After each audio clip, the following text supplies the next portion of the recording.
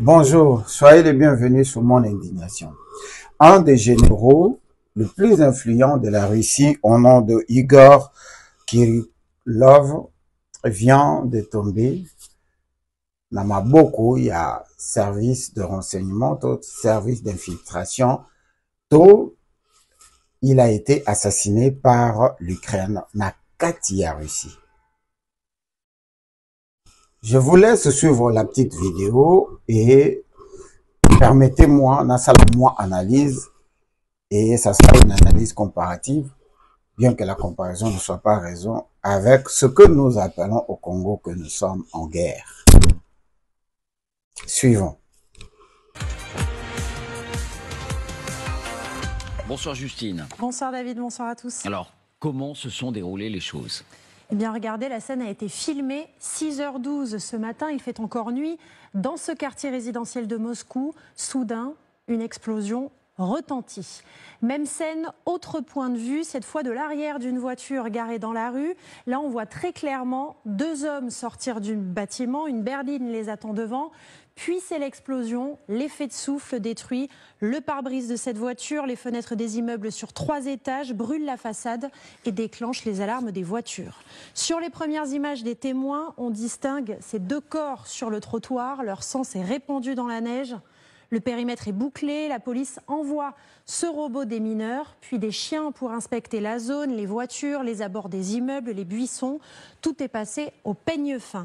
Qui était la cible? Alors revenons à cette scène. Le premier homme à sortir de l'immeuble, c'est Ilya Polikarpov. Il travaille pour le ministère de la Défense russe, mort sur le coup.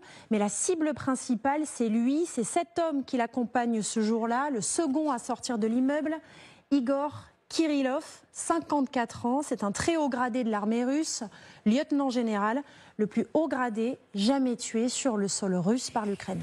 Et c'est lui qui était chargé en particulier du déploiement des armes chimiques russes. Effectivement, chimiques et biologiques de la Russie. On le voit ici prendre la parole lors d'un briefing en présence de Sergueï Shoïgu. Il se rendait régulièrement sur le champ de bataille, très anti-occidental également. L'année dernière, il avait par exemple accusé les États-Unis de vouloir envoyer, je cite, des drones remplis de moustiques infectés en Ukraine. On saisit l'importance de cet homme quand on voit les gros titres que lui consacre la presse russe.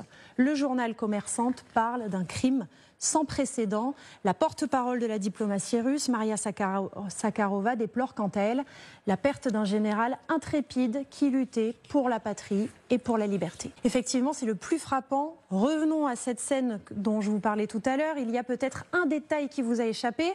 Regardez, juste ici, l'arme du crime et cette trottinette électrique garée juste devant l'immeuble. À l'intérieur, 300 grammes de TNT placés dans la batterie selon les enquêteurs. Elle a été déposée vers 4 heures du matin. Et oui, la charge a été déclenchée à vue. Cela signifie effectivement que deux hommes des services ukrainiens ou rémunérés par les services ukrainiens se trouvaient dans les parages immédiats.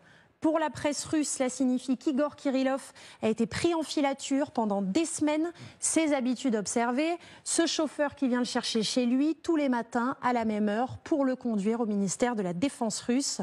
La presse moscovite raconte que les enquêteurs vérifient en ce moment la liste des appartements loués au cours des 2 derniers mois. Kirillov était aussi surveillé à l'aide des caméras des immeubles qui auraient été piratés. On est certain que les Ukrainiens sont derrière ce coup d'éclat. Oui, parce qu'ils l'ont revendiqué quelques heures plus tard. L'attentat à la bombe perpétré aujourd'hui contre le lieutenant général Igor Kirillov est une opération spéciale du SBU, les renseignements ukrainiens. Rappelons que d'habitude, l'Ukraine ne revendique jamais ce genre d'attaque. Voilà comment Kiev justifie son geste. Kirillov était un criminel de guerre et une cible tout à fait légitime, car il avait donné l'ordre d'utiliser des armes chimiques interdites contre l'armée ukrainienne. Hier, le SBU l'a officiellement accusé de crime de guerre pour avoir ordonné l'utilisation par l'armée russe d'armes chimiques avec beaucoup de détails. Le SBU mentionne 4800 munitions chimiques, le plus souvent des grenades contenant du chloropocrine, un agent irritant, et des gaz lacrymogènes, ce qui est interdit par la Convention sur les armes chimiques, ratifiée par 150 pays, dont la Russie. La mort de ce haut gradé vient s'ajouter à une longue liste de précédents, sans même remonter à l'explosion de 7 statuettes à Saint-Pétersbourg l'année dernière, dont on avait beaucoup parlé. C'est le 4e assassinat opéré par Kiev depuis le mois d'octobre, après le chef d'une prison russe la semaine dernière, tué dans l'explosion de sa voiture. Citons aussi le chef des forces spéciales du renseignement russe, tué par balle à Moscou en octobre, ainsi que le responsable de la modernisation des missiles russes, justement utilisés en Ukraine. 100 000 $ et la possibilité de s'installer dans un des pays européens. Voici ce que les services de renseignement ukrainiens ont promis à l'auteur présumé de l'attentat du général russe Igor Kirillov, comme hier à Moscou. Plus de détails avec notre reporter Daria Vaganova. Le suspect de l'assassinat du général Igor Kirillov, commandant des troupes de défense radiologique, chimique et biologique des forces armées russes, et de son assistant, le commandant Ilya Polikarpov, a été arrêté. Il s'agit d'un citoyen ouzbek âgé de 29 ans qui agit comme il l'a déclaré lors de son interrogatoire sur instruction des services de renseignement ukrainiens. Pour l'attentat, ceux-ci lui avaient promis 100 000 $ et un déplacement dans l'un des pays européens. La vidéo de son interrogatoire a été publiée par le service fédéral de sécurité de la Fédération de Russie. Je suis venu à Moscou sur les instructions des services secrets ukrainiens. Je suis arrivé, puis j'ai acheté une trottinette, et quelques mois plus tard, les composants pour une bombe sont arrivés. Je les ai reçus, puis la bombe a été préparée et placée près de l'immeuble du général. Quand il est sorti de l'immeuble, j'ai appuyé sur le bouton. Pourquoi j'ai fait ça? On m'a offert 100 000 $ et un passeport européen. Rappelons qu'hier, le conseiller du chef de cabinet de Volodymyr Zelensky, Mikhail Podolak, a nié l'implication de l'Ukraine dans le meurtre d'Igor Kirillov. Mais plusieurs médias occidentaux, citant des sources sans du service de sécurité ukrainien, ont affirmé que c'était leur œuvre. La porte-parole du comité d'enquête russe, Svetlana Petrenko, a dévoilé comment le suspect surveillait Igor Kirillov le jour du drame. Afin de surveiller le lieu de résidence du militaire, il a loué une voiture dans laquelle il a installé une caméra de surveillance. Les vidéos de cette caméra étaient diffusées en ligne aux organisateurs de l'attentat qui se trouvaient dans la ville de Dniepr. Après avoir reçu le signal vidéo du départ de l'immeuble des militaires, il a déclenché à distance l'engin explosif.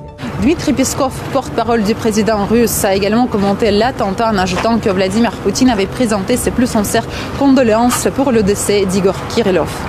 La préméditation de cet assassinat du chef des forces russes de protection de NBC qui a dénoncé avec force les activités des laboratoires américains et l'utilisation d'armes chimiques au fil des ans semble évidente. Maria Zakharova, la porte-parole de la diplomatie russe, insiste. La Russie luttera jusqu'au bout pour le rétablissement de la justice.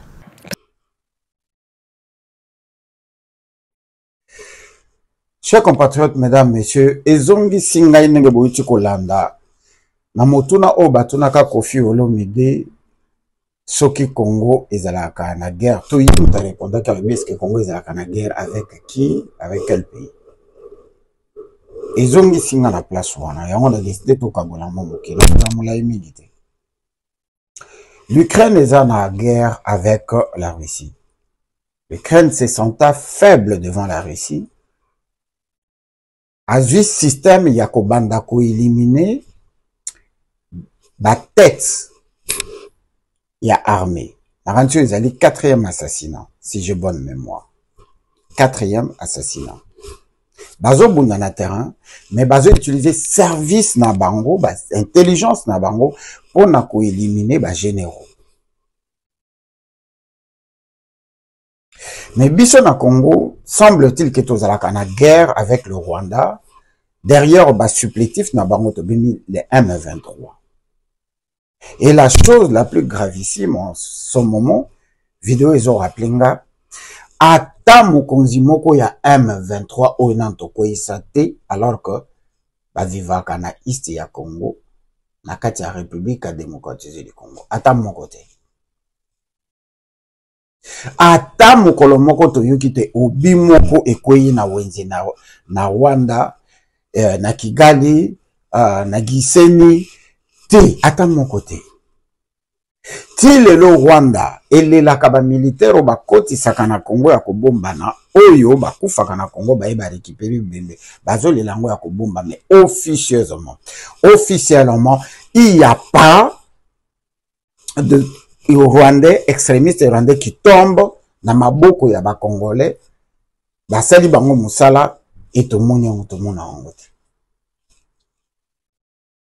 Tozalaka na guerre, ba service de renseignement na biso, ba service de sécurité na biso, spécialité na bango ezali ba panzi sango, ezali ba entre guillemets ba opposants, ezali ba chroniqueur, ya YouTube, ya Facebook, ya TikTok, bango nde ba sujet ya ko target ndenge ba wuti ko target de kolanga bokechua yambo. Courage à qui je dis bonjour. Service de renseignement na biso, ba généraux rwandais, extrémistes rwandais touti, abusivement appelé Banyamulenge, baza na kati ya République démocratisée du Congo, na kati ya armée, sans être identifiés. Les extrémistes rwandais touti qui se cachent derrière l'appellation Banyamulenge, abusivement bien entendu, qui sont en République démocratisée du Congo, en grande partie, Bangonyo Soba Vandi na kati à la République de la Gambie sont porteurs d'armes à feu. Les enfants qu'on arrête, qu'on appelle des Koulouna, il y en a des extrémistes rwandais tout qui rentrent dedans pour nous semer terreur. Les Koulouna en cravate des extrémistes rwandais, tout en commençant par Vital Kamerhe et les autres, bazana kati système na biso mboso alobayan. Service de renseignement na biso monaka bango te to kata moko moko. Chers compatriotes, mesdames, messieurs. Service de renseignement na biso salaka nini jusqu'à ce que moi na kolo lupango ndeko Eliezer Tambwe aloba na biso qu'il y a un général d'armée au nom de James Kabarebe ayaka pendant mandat ya ndeko Félix tina Congo avandi epa imoko boye et à partir epa on appelle si ordre na banque na biso ba yela $1 million cash azimbongo wana azu avion ke asala yango mbala boni asala kango combien de fois il est le seul à le faire, point d'interrogation. Je pense qu'on peut suivre la vidéo Jimmy Adjang. Moi, Tambwe, je sais. Un général ici. Un jour, il va appeler un banquier. Abengi mbo dit, amène-moi $1 million. Bah, me met $1 million, wana ye. Akuti, avant dina mutumoko avec tricot, alati na kepi. Général wana toniye, bah. Est-ce que, oyebiye, wana lobi. Moni ba banquier bazana ba makambo ebele balanda te. Alobi ngana habité. Abi Mukouba James Kabarebe. Ici, pendant que Félix ici était au pouvoir, l'armée que vous nous avez laissée. Et ce gaillard-là va mener James Kabarebe à un avion avec $1 million à Matisse lié à Yatikeli na Moutou Kawana jet un avion jet na yiki. C'est cette armée-là que vous voulez me parler. Olobi pendant que Félix est au pouvoir. J'ai dit pendant que Félix est au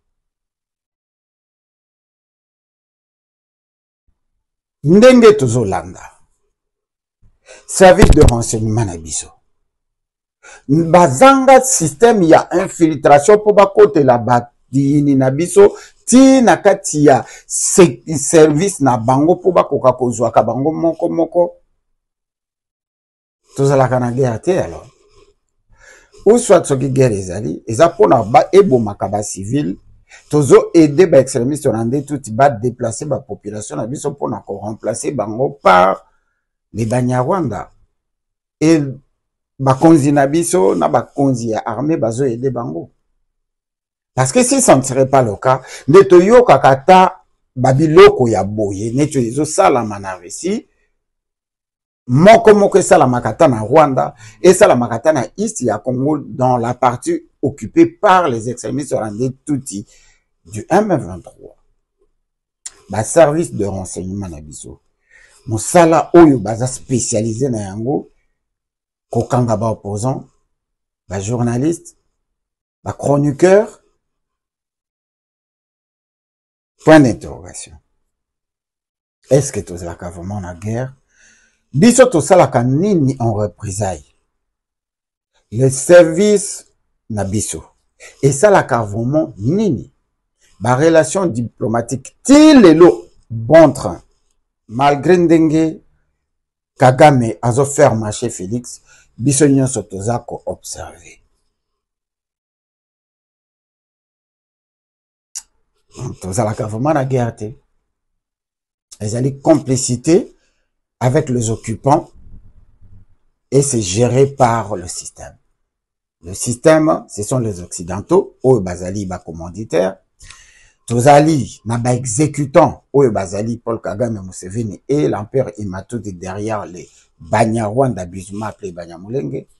Et l'arme du crime, ce sont nos dirigeants qui sont au pouvoir. Bazaba arme du crime, ils aident aux occupants, il y a qu'à commettre basal besoin sur la population congolaise. C'était mon indignation avec Honorable Gino Will. Merci. Au revoir.